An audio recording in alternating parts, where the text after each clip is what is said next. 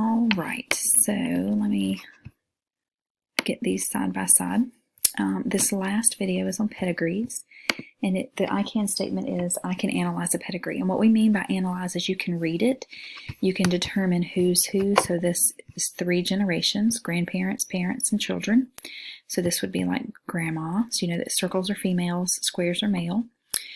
These would be their kids. They had a boy and 2 girls. This girl married this guy, and they had 5 children, 3 boys and 2 girls. Shaded means they have the condition or the trait. I mean, it could be something like blue eyes. It doesn't mean it's a disease.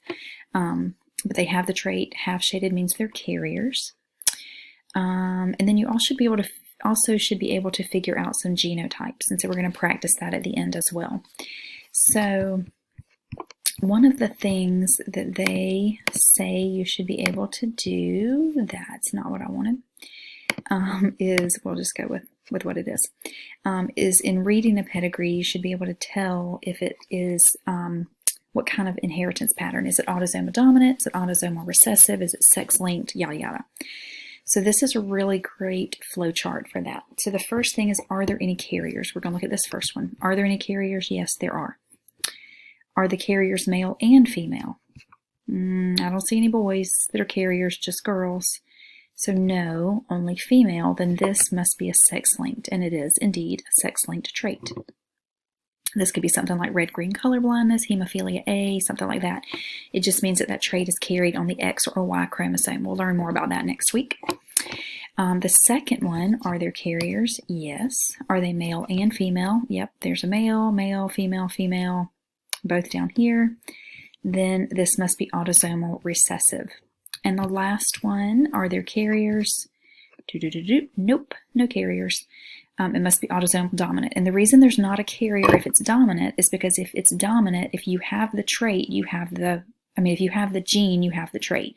So if you are big T or big T little t, it doesn't matter. You still have the trait. So there is no such thing as a carrier, because a carrier by definition is one who carries the gene but does not have the trait. So it has to be a recessive condition or a recessive trait for anybody to be a carrier.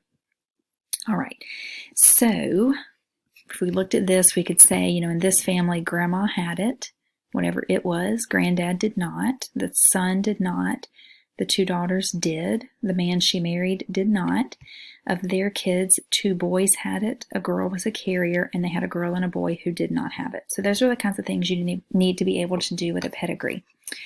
All right, so let's close that, shrink that, and look at an example here to show you how you can figure out genotypes. All right, so if you know it's an autosomal recessive, if you went through that flow chart and you figured out it's an autosomal recessive trait, or if it just tells you, sometimes it'll just tell you, then you know for a fact that those who have it are homozygous recessive, because if it's recessive, the only way to have it is to have 2 copies of the recessive trait, okay? Then this is where you can start figuring out some of the others, okay?